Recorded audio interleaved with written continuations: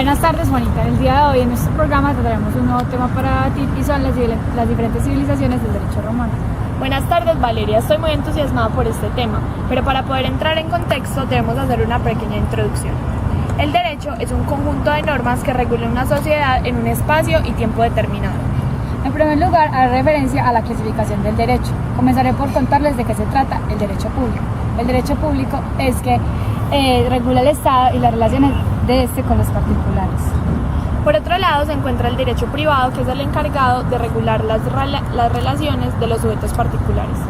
Otro punto a resaltar es la diferencia de las fuentes de derecho. Una de ellas son las fuentes materiales, que dan origen a la norma jurídica y que determinan el contenido de la misma. Las fuentes formales nos investigan dónde, quién y cómo las realizan.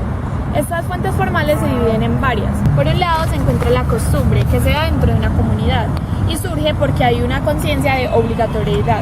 Además, se da por un uso reiterado de una norma. Estas generalmente se transmiten de forma oral y constituyen al derecho consuetudinario. La ley es la norma general y abstracta producida por una autoridad política.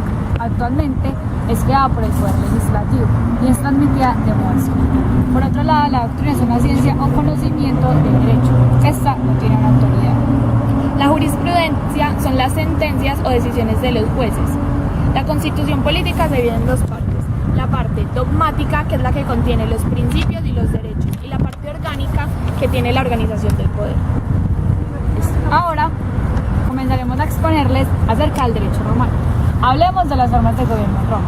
En la época arcaica se da la monarquía absoluta, en la cual la única autoridad era el rey, el cual era responsable de todas las tareas políticas, menos de la creación de la norma jurídica, ya que en esta eran aplicadas las tradiciones y las costumbres, y los organismos de este eran el Senado y la Asamblea. La república se da con la idea de crear una revolución para quitarle los poderes al rey. Se da en dos épocas, en la época arcaica y en la época imperial.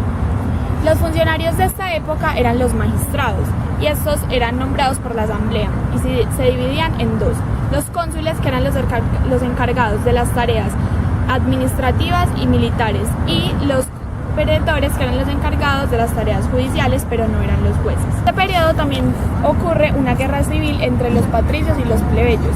Estos últimos crean una codificación que tiene inscritas las costumbres más importantes de la época, llamada la Ley de las 12 Tablas. El principado se dio en la época imperial y en la tardía. Esta se queda con el fin de salvar la república. En esta época es que se proclama que Octavio es príncipe vitalicio. El Senado comienza a dar apoyo en decisiones y crea algunas normas. Se fueron eliminando los magistrados y los pretores. La forma de gobierno fue el dominado, el cual se dio en la época tardía y el emperador era la nueva autoridad. El Senado ya no cumple funciones importantes y desaparece la asamblea y los magistrados. A continuación hablaremos de las fuentes formales de derecho en Roma. La primera fue la costumbre, que se dio hasta la Ley de las 12 Tablas y fue en la época de la monarquía primitiva y la república. Otra de las formas fue la ley, que es una norma dirigida por una autoridad. Esta autoridad fue la asamblea desde la creación de las 12 Tablas. El Senado consultos son realizados por el Senado. Soy únicamente el principado. Las constituciones imperiales son realizadas por el príncipe o por el emperador. Se dio en el principado y en la monarquía absoluta. Los pretores. Se dio el derecho honorario. Este surgió con la necesidad de corregir el derecho civil existente en Roma. La jurisprudencia. Esta era hecha por los estudiosos del derecho y estas personas se llamaban los juristas. Otro tipo de derecho que se dio fue el derecho de entes, que era el encargado de regular las controversias entre los extranjeros o entre los extranjeros y los humanos. Este tipo de derecho fue usado en las provincias. En la época tardía ocurrió una separación del imperio. Este se dividió en Imperio de Oriente e Imperio de Occidente. El Imperio de Oriente, Justiniano creó un nuevo código llamado el Código de Justiniano y él mismo dijo que ese código no se podía modificar y que todo lo que estuviera por fuera de este debería desaparecer. Este código se dividió en el Códex, que eran las constituciones imperiales, las cuales él consideró muy importantes, y el Diesto, que era la jurisprudencia. Las institutas fueron una especie de manual. La novela fue la continuación de las tres primeras.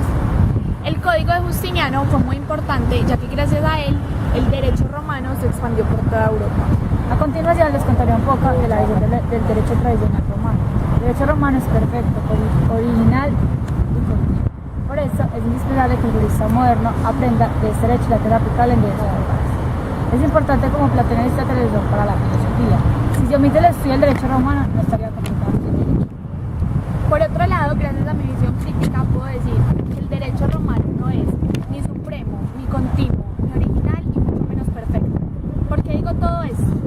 El territorio romano era muy grande y en él habitaban diferentes culturas, como la griega y la egipcia. Y gracias a estas culturas, el derecho formó sus bases.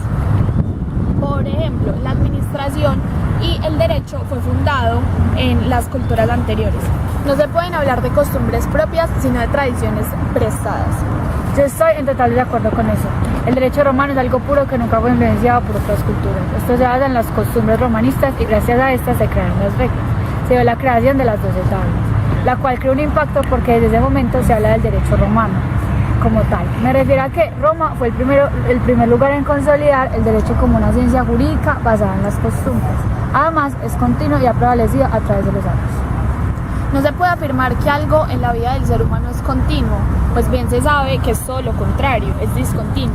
El entorno siempre está en cambio constante, como las sociedades, y además siempre va a haber un cambio de ideal. Como el derecho romano ha sido continuo, se habla de perfección. Perfección, no se puede hablar de perfección porque, por ejemplo, en el área del derecho público había pocas regulaciones entre el Estado y las personas. Tampoco se puede hablar de perfección, ya que habían personas designadas para arreglar los daños del derecho. El derecho romano nunca fue corrompido por ningún sistema jurídico, a pesar de todos los acontecimientos ocurridos durante la historia humana. Ha prevalecido y nunca ha sido modificado. No, había un cierto nivel de corrupción, ya que solo las personas de las clases altas podían ser las juristas para poder así enriquecerse y volverse más poderosas. Muchos códigos civiles actuales se ha visto una gran congruencia con el derecho romano, lo cual nos indica que gracias a este se han creado normas actuales. Esto se puede ver con el texto de Alejandro Guzmán Brito, cuando se referencia a cómo la ley encaja los diferentes códigos y normas. Esto suena un poco contradictorio, ya que los romanos promulgaban que su derecho era para y por los romanos, y bien sabemos que existían juristas y personas extranjeras que hacían uso de esto. Para concluir, pienso que el derecho romano es un producto que merece ser alabado, de ingenio humano y merece ser estudiado y discutido. Por el contrario, considero que es necesaria una modernización de las leyes y los derechos a estudiar.